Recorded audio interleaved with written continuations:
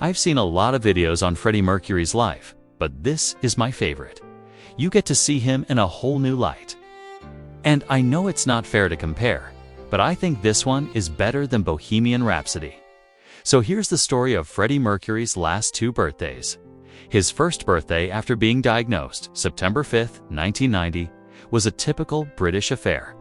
When Freddie was born in 1946, they hadn't invented the concept of birthdays in Zanzibar, so he never celebrated.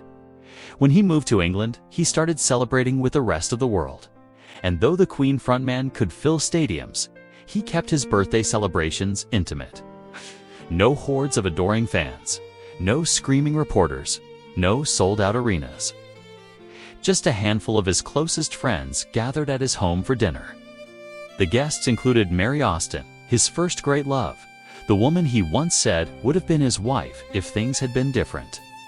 She sat graceful in a smart buttoned top with sharp shoulder pads, timeless, poised, the calm at the center of his storm. Jim Hutton, his partner of 7 years, who stayed by his side through illness, silence, and love. Barbara Valentin, the Austrian actress and close confidant, stunning in a long, plunging gown embroidered with flowers, a woman who had stood by him when others turned away. And friends from his world. Dave Clark of the Dave Clark 5, Peter Freestone, his personal assistant and confidant, Joe Fanelli, his chef and former partner, and Peter Straker, the West End performer who shared his passion for theater and truth. It was an eclectic mix, united not by fame, fortune, or fashion, but by their connection to Freddie. Their bond with the unique man who balanced chaos with grace, who balanced brilliance with kindness, who balanced life with death, theatrics with sincerity. They weren't actors or pretenders. They were witnesses to his life. Some had known him for decades, others for months. But all had been touched by his charisma, his wit, his generosity. In 1990, he was too sick for big events, too tired for loud parties, too weak to face the glare of publicity. But around these people, he could be Freddie, could be himself, would be human. There were no autographs to sign, no photos to pose for, no questions to dodge, only comfortable silences, shared memories, and quiet jokes. And then came the cake. Not just any cake, but a stunning, edible replica of the Taj Mahal, intricate, majestic, glowing under soft candlelight. It was a surprise from Joe, his chef and former partner. He chose it because Freddie had always loved grandeur. But this wasn't about show. It was about celebration, about honoring life, even as it began to slip away. No speeches, no songs, grand gestures, just a quiet dinner in a quiet home. The next day, headlines blared about Freddie's weight loss, his illness, his isolation. But inside Garden Lodge, the walls whispered of a different story, a story of laughter, love, and life. As Mary Austin said, when you're in his house, you don't think of him as ill. You just think of him as happy. That was the point. That was Freddie's legacy. September 5, 1991, Freddie turned 45. The world didn't know it, but those closest to him did. His body had grown frail, his energy fragile. And yet, he made it special, because Freddie Mercury never did anything halfway. Dave Clark remembered, on his last birthday, Freddie invited 30 close friends.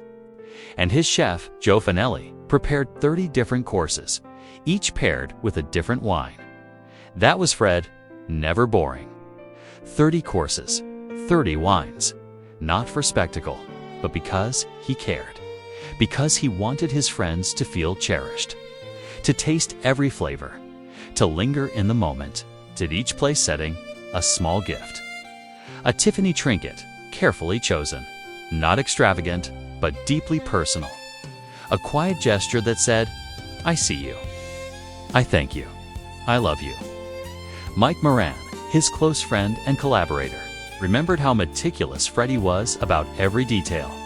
He would personally triple-check the table settings, china, and cutlery.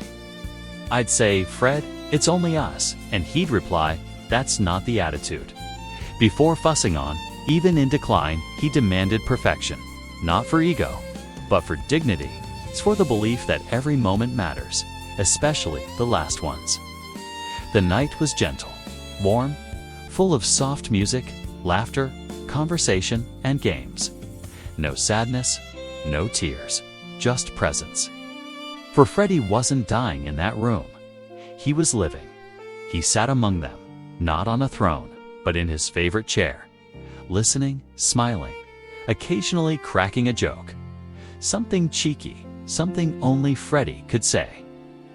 And for a few hours, it felt like the old days. He might leap up and sing "Don't Stop Me Now" at full volume, but he stayed seated, and they stayed with him. Because they all knew, though no one said it, that this was not just a birthday. It was a farewell, a final gathering of the circle, a last toast, a silent thank you. Then, at the end of the evening, Freddie stood, exhausted but smiling, and said, "Right, I'm knackered. I'm going to bed. You can all stay. Or you can all fuck off." And as Mike Moran recalled with a bittersweet smile, so we all fucked off. They laughed, they hugged. They walked out into the night, carrying love, memories, and an unspoken grief. Dave Clark and Mike Moran drove home together. No music, no words, just silence. For miles, neither spoke. Then finally, Dave broke it. Well, and Mike replied, well. We wonder if that's the last time I'll see Fred." And sadly, it was. Freddie Mercury died just 70 days later, on November 24th, 1991. He was 45, but those two birthdays, September 5th, 1990, September 5th, 1991, remain among the most intimate, most beautiful moments in his life. Not because they were loud, not because they were famous, but because they were real. A man in his final year, choosing peace over spectacle, love over fame, home over the world. And in those quiet dinners with blue tuxedos, Taj Mahal cakes, and 30-course feasts, he said everything he needed to say. Without a speech, without a song, just presence, just love. Today, fans around the world still celebrate September 5th, not with sorrow, but with joy. They gather in Montreux. They sing at Garden Lodge. They play his music. They wear crowns. They shout "Ayo" into the sky. Because Freddie didn't want to be remembered in silence. He wanted to be remembered in song, in laughter, in dancing barefoot in the kitchen. And so, every year, we do. We light candles, we eat cake, we raise a glass. And we say it back, to the man who gave us everything. Happy birthday, Freddie.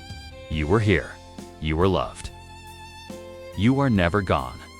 This is not a sad story. This is a story of hope.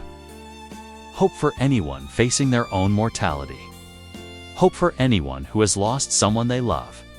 Hope for anyone who needs to remember the power of friendship, love, and acceptance. In the final days of his life, Freddie Mercury found comfort in the company of his friends. They were not afraid to talk about death. They were not afraid to say goodbye. They were not afraid to live in the moment. They were not afraid to celebrate life. If you're feeling down today, I hope this story can remind you that you are not alone. If you're struggling with your own mortality, please reach out for help.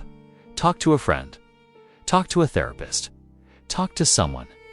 You don't have to go through this alone. If you're looking for more stories like this, please follow for more updates. Thank you for watching.